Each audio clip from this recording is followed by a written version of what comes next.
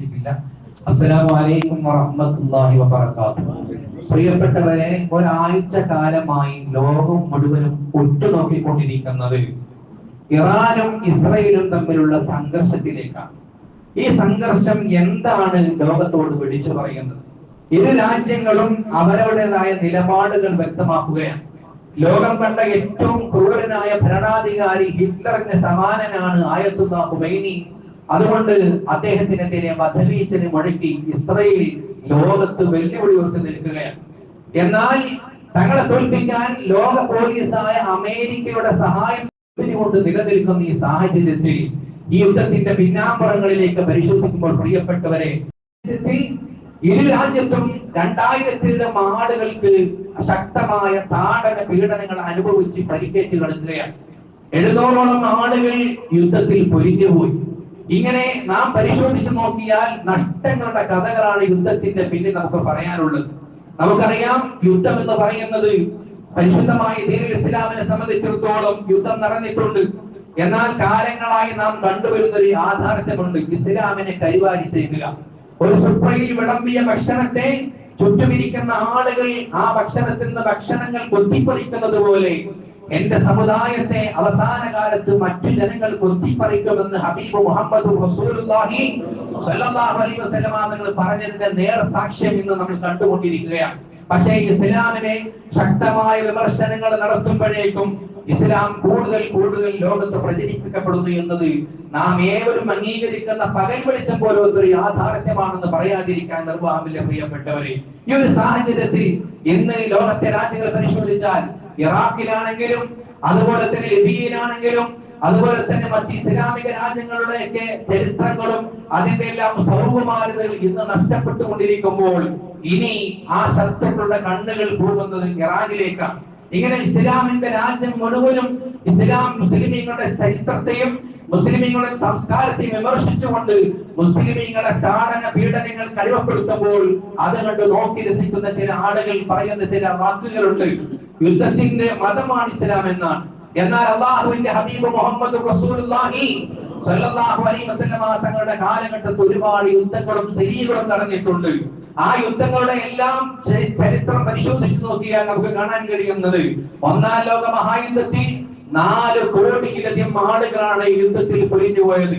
രണ്ടാം ലോക മഹായുദ്ധത്തിൽ 2 കോടിയിലധികം ജീവനുകളാണ് പൊലിഞ്ഞുപോയതെങ്കിൽ ഹബീബായ നബി സല്ലല്ലാഹു അലൈഹി വസല്ലം തങ്ങൾ നിലനിൽപ്പിന് വേണ്ടി ചെയ്ത യുദ്ധം, ഹബീബായ നബി സല്ലല്ലാഹു അലൈഹി വസല്ലം തങ്ങൾ ഇസ്ലാമിക നവജാഗരണ പ്രവർത്തനങ്ങൾക്ക് വേണ്ടി മക്കയിലേക്ക് കടന്നു വന്നു. അൽ-അമീൻ എന്ന ഏറ്റവും മഹത്തായ സംസ്കാരം അവിടെ പടുത്തുയർത്തിയിട്ടും അല്ലാഹുവിന്റെ ദീൻ വിളിച്ചു പറഞ്ഞതിന്റെ പേരിൽ ഒരുപാട് അക്രമങ്ങൾ സഹിക്കുകയാണ്. ജീവിക്കുന്ന നാട്ടിൽ പോലും ജീവിക്കാനുള്ള അവകാശം നിഷേധിക്കപ്പെട്ട് നബി സല്ലല്ലാഹു അലൈഹി വസല്ലം തങ്ങൾ ഹിജ്റ പോകുമ്പോൾ മക്കയുടെ പരിധിയിൽ നിന്നുകൊണ്ട് മക്കയിലേക്ക് നോക്കി നബി സല്ലല്ലാഹു അലൈഹി വസല്ലം തങ്ങൾ നിറകണ്ണുകളോടെ പറഞ്ഞൊരു വാചകം ചരിത്രത്തിന്റെ താളുകളിൽ ഇന്നും ഉല്ലേഖനം ചെയ്യപ്പെട്ടിട്ടുണ്ട്: വല്ലാഹി യാ മക്ക ഇന്നകി ലഅഹബ്ബുൽ ബിലാദി ഇലയ്യ. എന്റെ ജന്മനാടായ എന്റെ പ്രിയപ്പെട്ട മക്ക, ഈ ലോകത്ത് ഞാൻ സ്നേഹിക്കുന്ന ഏറ്റവും വലിയ രാജ്യം, ഏറ്റവും വലിയ നാട് അത് നീ തന്നെയാണ് മക്ക. ലൗ അന്നൽ മുശ്രികീന ലം യഖ്രിജൂനി ലം അഖ്റുജു മിൻകി യാ മക്ക. ഇവിടെയുള്ള അക്രമികൾ ഈ നാട്ടിൽ നിന്ന് എന്നെ പായിച്ചില്ലായിരുന്നുവെങ്കിൽ നിന്നെ വിട്ട് പിരിയാൻ എനിക്ക് സാധ്യമല്ല മക്ക എന്ന് മക്കയുടെ അതിർത്തിയെ ഭേദിച്ചുകൊണ്ട് നിറകണ്ണുകളോടുകൂടി നബി സല്ലല്ലാഹു അലൈഹി വസല്ലം തങ്ങൾ മദീനയിലേക്ക് പാലായനം ചെയ്തപ്പോഴും അവിടെയും സ്വൈര ജീവിതം ഹനിക്കപ്പെടുകയാണ്. മുത്തനബിയെയും അനുചരന്മാരെയും ക്രൂരമായ മർദ്ദനങ്ങൾ അടിമപ്പെടുത്തുകയാണ്. അവിടെ നിലനിൽപ്പിന് വേണ്ടി, ജീവന്റെ നിലനിൽപ്പിന് വേണ്ടി നബി സല്ലല്ലാഹു അലൈഹി വസല്ലം തങ്ങളുടെ ചരിത്രത്തിൽ യുദ്ധം ഉണ്ടായിട്ടുണ്ടെന്ന് നിഷേധിക്കുന്നില്ല.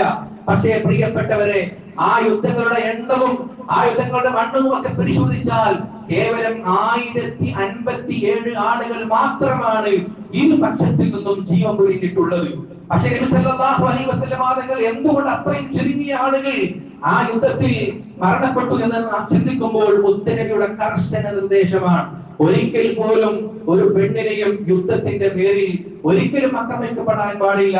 ഒരു പിഞ്ചു പൈതലിന്റെ കണ്ണിൽ ഒരു മണ്ണ് വീഴുന്നത് പോലും മുസ്ലിമീങ്ങളുടെ ഭാഗത്ത് ഉണ്ടാകാൻ പാടില്ല. മനുഷ്യൻ എന്നല്ല, മനുഷ്യേതര ജീവിതാലങ്ങൾ, എന്തിന് നല്ല ഫലവൃക്ഷങ്ങൾ പോലും യുദ്ധത്തിന്റെ പേരിൽ മുറിക്കപ്പെടാൻ പാടില്ല എന്ന കർശന നിർദ്ദേശം ലോകത്തെ നബി സല്ലല്ലാഹു അലൈഹി വസല്ലമ തങ്ങളെ പോലത്തെ ഇത്രയും ശക്തമായ നിർദ്ദേശം യുദ്ധത്തിൽ ലോകത്തോട് പ്രഖ്യാപിച്ച ഏത് ഭരണാധികാരിയാണ് പ്രിയപ്പെട്ടവരെ ഉള്ളത്?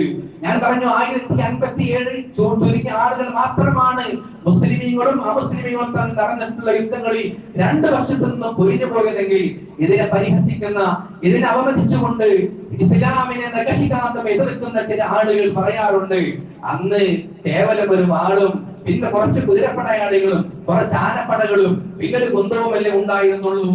അന്ന് ഇന്നുള്ള സംവിധാനങ്ങളും ബോംബുകളും മിസൈലുകളും ഉണ്ടായിരുന്നെങ്കിൽ 1056 കവിഞ്ഞ് കോടാനുകോടി ജനങ്ങളെ മുസ്ലിം സൈന്യം കൊന്നുകളയുമായിരുന്നു എന്ന് വെല്ലുവിളിച്ചുകൊണ്ട് പരിഹസിക്കുന്ന ആളുകളോട് നമുക്ക് പറയാനുള്ളത്, അവർ ചരിത്രം പഠിച്ചിട്ടില്ല. ചരിത്രത്തിന്റെ പിന്നാമ്പറങ്ങളെ കുറിച്ച് യാതൊരു ബോധവും അവർക്കില്ല. ശാസ്ത്രത്തെ കുറിച്ച് പോലും അവർക്ക് ബോധമില്ല. കാരണം കുരിശ് യുദ്ധം നാം കണ്ട ചരിത്രമാണ്. 1000ഓളം വർഷങ്ങൾക്ക് മുമ്പ് കുരിശ് യുദ്ധവും നടന്നിട്ടുണ്ട്.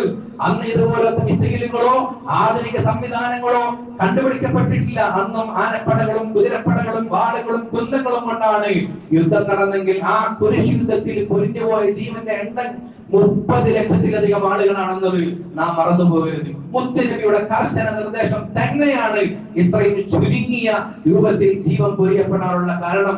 അതുകൊണ്ട് പ്രിയപ്പെട്ടവരെ, ഇസ്ലാം പഠിപ്പിക്കുന്നത് സമാധാനം തന്നെയാണ്.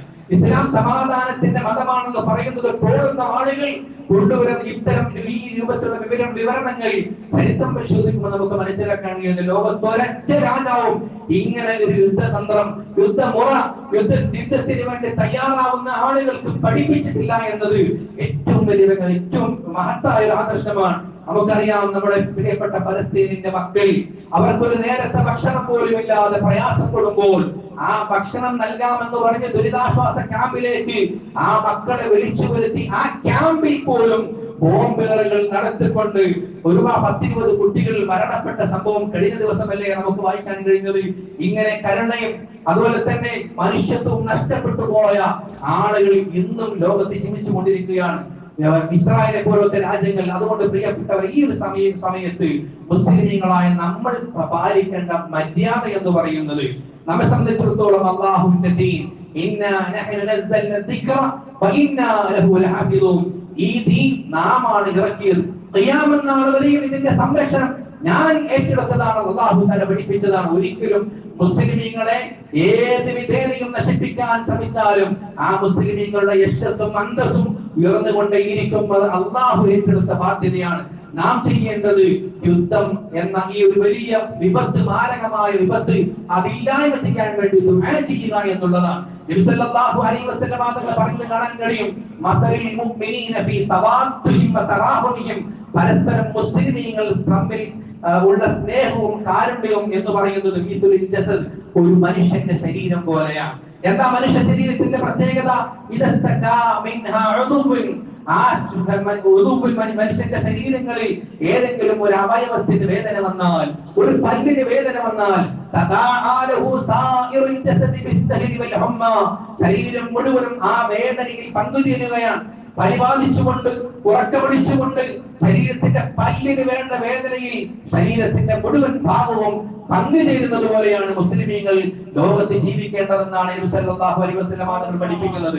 അതുകൊണ്ട് നമ്മുടെ ദുആകളിൽ യുദ്ധം ലോകത്ത് നിന്ന് ഇല്ലാതാക്കപ്പെടാനും നമ്മുടെ പ്രിയപ്പെട്ട സഹോദരങ്ങളായ ജനിച്ചു വീഴുമ്പോൾ തന്നെ മിസൈലിന്റെയും തോക്കുകളുടെയും ശബ്ദം കേട്ട് സമാധാനമില്ലാതെ ജീവിക്കുന്ന പ്രിയപ്പെട്ട നമ്മുടെ സഹോദരങ്ങൾ, ഫലസ്തീനിലെ മക്കൾ, അല്ലാഹു അവർക്ക് ഇസ്സത്ത് നൽകുമാറാവട്ടെ. അർഹമുറാഹിമായ റബ്ബേ, മുസ്ലിമീങ്ങൾക്ക് നീ ഇസ്സത്ത് നൽകണം റഹ്മാനേ, മുസ്ലിമീങ്ങൾക്ക് നീ ഇസ്സത്ത് നൽകണം റഹ്മാനേ. രാജ്യത്ത് നിന്നും ലോകത്ത് നിന്നും യുദ്ധത്തെ നീ തുടച്ചു നീക്കണം റഹ്മാനേ. അർഹമുറാഹിമായ